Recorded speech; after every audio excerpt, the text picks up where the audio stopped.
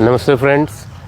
और आज हम बात करेंगे एक भृगु योगा के बारे में। ठीक है, एक बहुत रेयर कॉम्बिनेशन है जो जनरली हमको बुक्स में देखने को नहीं मिलता है ना। बट मैं इस योगा को बताने से पहले मैं आपको एक स्टोरी बताता हूँ। तो जब मैं आज से काफ़ी सालों पहले जब ज्योतिष पढ़ रहा था तो एक हमारे गुरुजी हैं कर्नाटक के, श्रृंगेरी साइड में उनका घर हुआ करता था, अब वो नहीं है। तो जब उनसे हम पढ़ रहे थे तो उन्होंने सिमिलर इसी योग का उन्होंने जिक्र किया। ठीक है, पहले मैं आपको उसका इंसिडेंट बताता हूँ, बाद में आपको बताऊँगा कि योग एक्चुअली में कैसे मैनिफेस्ट होता है।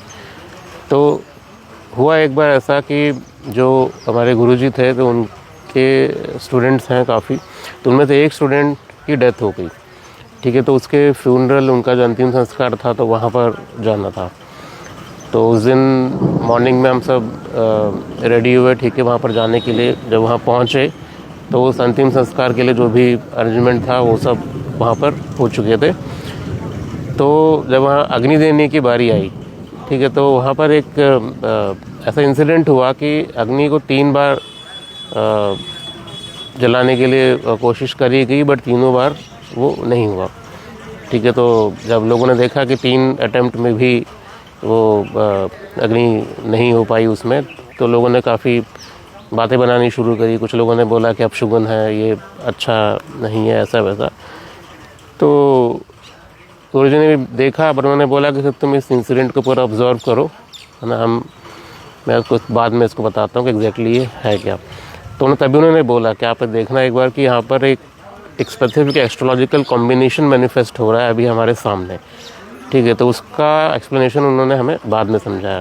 तो एक्सप्लेनेशन में उन्होंने बताया कि ये जो इंसिडेंट आज जो देखने को मिला कि किसी की अंतिम संस्कार का समय है और 3 बार अग्नि देने की कोशिश करी गई, बट तीनों बार वो फेल हो गया। ठीक है, तो ये पर्टिकुलर जो कर्म है ये रिप्रेजेंट करता है कि आपके जो फैमिली लीनेज है ना, तो वहाँ के जो आपके पितृ हैं उनके काफ़ी ऐसे कर्म हैं जो भी अनमैनिफेस्टेड हैं। ठीक है, ये उसका एक सिंबॉलिक वो है जो मैनिफेस्ट होता है लाइफ आपके अंतिम संस्कार के टाइम पे भी। तो उन्होंने कुछ कॉम्बिनेशन बताया। ठीक है, अब वो कॉम्बिनेशन और आज जब भृगु नाड़ी, भृगु संहिता को जब हम लोग डिकोड करने की कोशिश करते हैं, भृगु योगा वाली जब अपने कोर्स में हम करा रहे हैं, तो ये सेम कॉम्बिनेशन मुझे यहाँ भी मिलता है।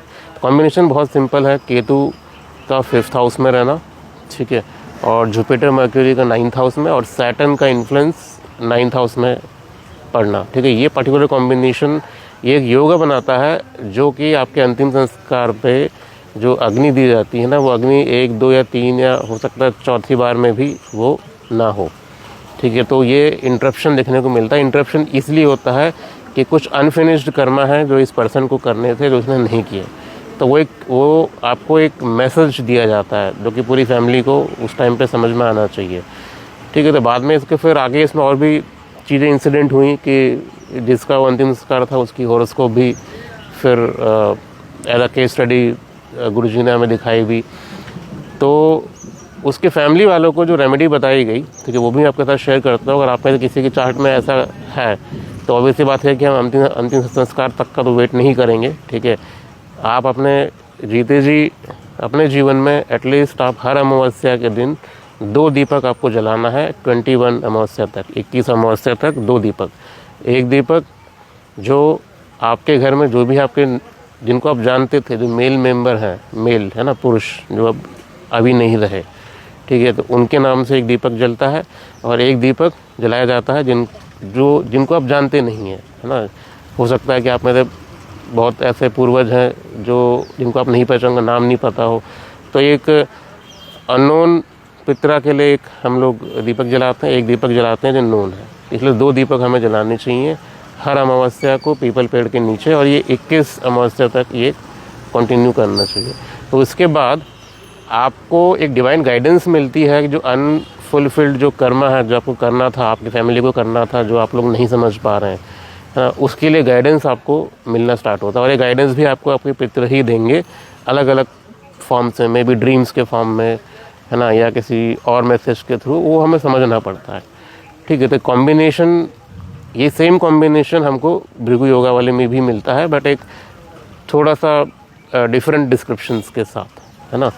केतु का 9th हाउस और Jupiter mercury, sorry Ketu 5th house, Jupiter mercury 9th house और सैटर्न का इन्फ्लुएंस 9th हाउस पे पड़ना, तब ये इस तरीके की इवेंट होने की पॉसिबिलिटी रहती है।